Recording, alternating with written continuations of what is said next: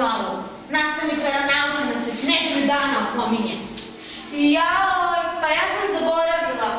Mam, u gostima mi je čerka mamine drugarice iz Bostona, a mene je zabavila ta nezahvalna dužnost da je čuvam, zabavljam i odgovaram na njenih milion pitanja i potpitanja. Evo i nje, sad ćeš vidjeti u čemu. Lena, where are you? Why did you leave me? Who is this? What is this? And what are you doing? Eto, vidiš u čemu ti piše. Hello, Una. I missed you so much.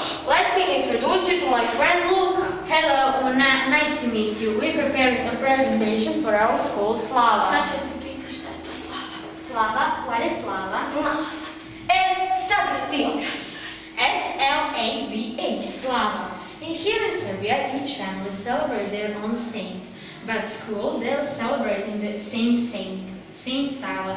That celebration is called Slava. I got it. Is this Saint Sava? Tell me more about this remarkable man your people honor so much. Bojim se, Luka, da nema tog prevoda na koji se može prevesti veličina ovog svetog čoveka, a da se ono najfinije iskonsko ne izgubi u prirodu. On obličava sve što je najbolje i najuzvišenije u srpskom narodu. Jako živi u svakoj srpskoj duši, ipak je on najviše proslavljen kroz crkvu i školu. I u tim ustanovama Sveti Sava je dobio svoj pravi značaj.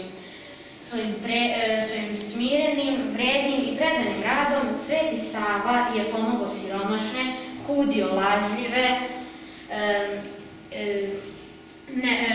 sramotio nepristojne i kudio krivokletnike. I iz toga su i proizašla pravila moralnog ponašanja koja su jedine ispravne na putu u večni život. Sveti Sava je temelji svoj život na veri i istini. To pokušaj da im dovedeš. Listen to me carefully. He represents the best and the most sacred of the Serbian people. Although he lives in each Serbian soul, he is the most celebrated for the church and the school. In this institution, Saint Sava got his true meaning. With his patient, studious and calm work, Saint Sava helped the poor, scold the lazy, embarrass the rude, rail the liars and deceivers.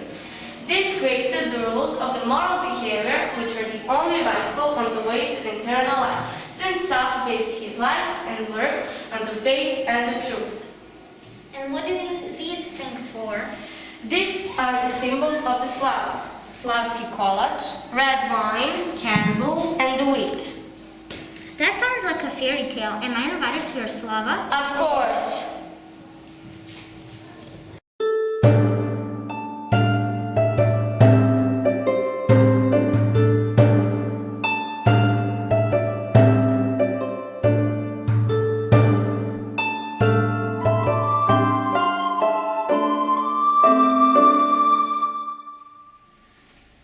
Danas imamo gosti iz Berlina, Dunju i Sašu. Oni su rođeni u Nemačkoj i ne govore baš dobro srpski. Sada su na raspustu i došli su malo kod rođaka u posetu. Baš dobro, mogu da čujem nešto o životu Svetoga Save. Halo Dunja, halo Saša. Hallo. Grüß dich, es freut uns sehr. Herzlich willkommen zu Serbien. Heute konntet ihr etwas über das Leben von Heiligen Sava erfahren. Wir wissen nicht viel über den heiligen Sava.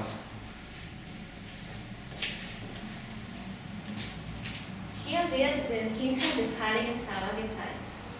Er wird bei der Geburt Rastko genannt. Rastko war der jüngste und liebste Sohn des serbischen Herrschers Stefan Nemanja und seine Frau Anna. Und das sind seine Brüder. Ja, er hatte zwei ältere Brüder, Stefan und Luka. Wann wurde er geboren? Es ist nicht mit Sicherheit bekannt, aber irgendwann um 1175. Das war wirklich vor langer Zeit, vor mehr als 800 Jahren. Ja, ein bisschen und mehr.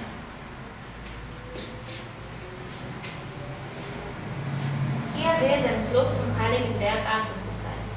Dort wurde er bald Mönch und bekam den Klosternamen Sava. Wie meinst du Flucht? Mit seiner Idee, Mönch zu werden, stimmten seine Eltern nicht zu. Sie wollten, dass er Herrscher wird, denn er war schon als Kind sehr klug und weise. Das heißt, er lehnte ein reiches Leben eines Herrschers ab und wählte ein bescheidenes Klosterleben. Ja, genau. Lass uns sehen, was gibt es noch. Hier sieht man, als Sava der erste serbische Erzbischof wurde. Das war im Jahr 1219 Und vor 2 Jahren hatten wir Jubiläum. 800 Jahre von der Autokephalie serbische Kirche.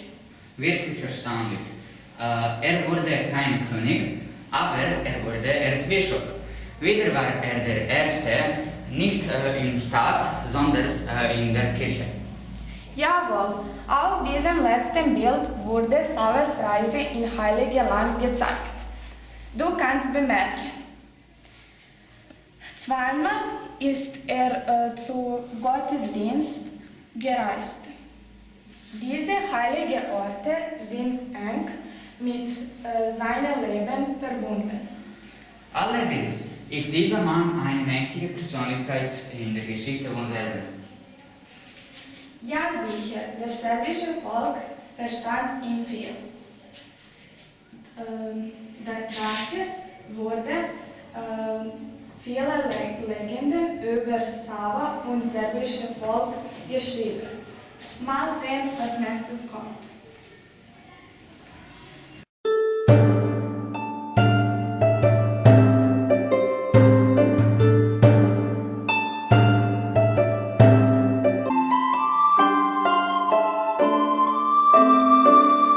Hello, my name is Natalia, and I was born in California, USA.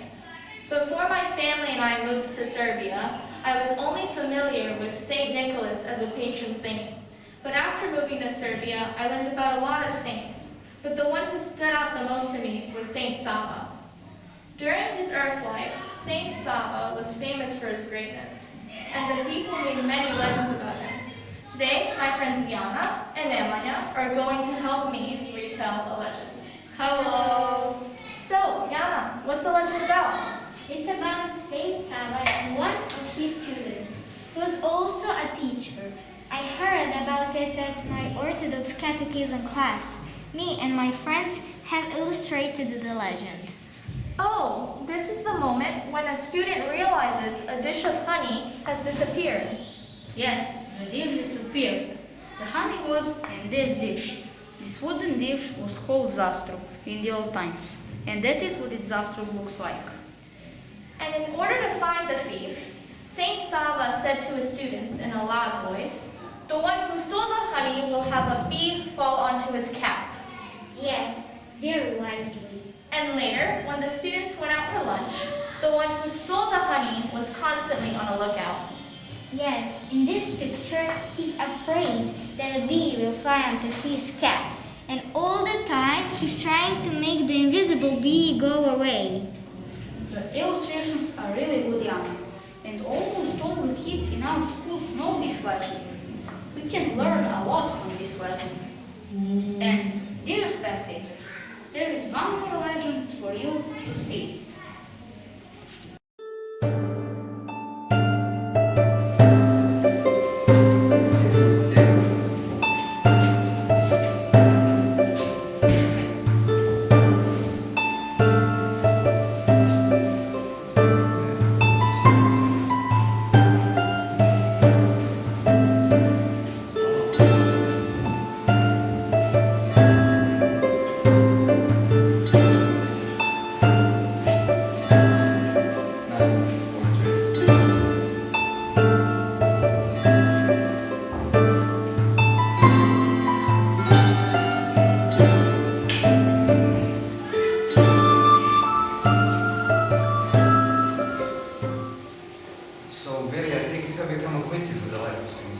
Yes, your story was very interesting, but one thing, you didn't tell me how long Sava lived.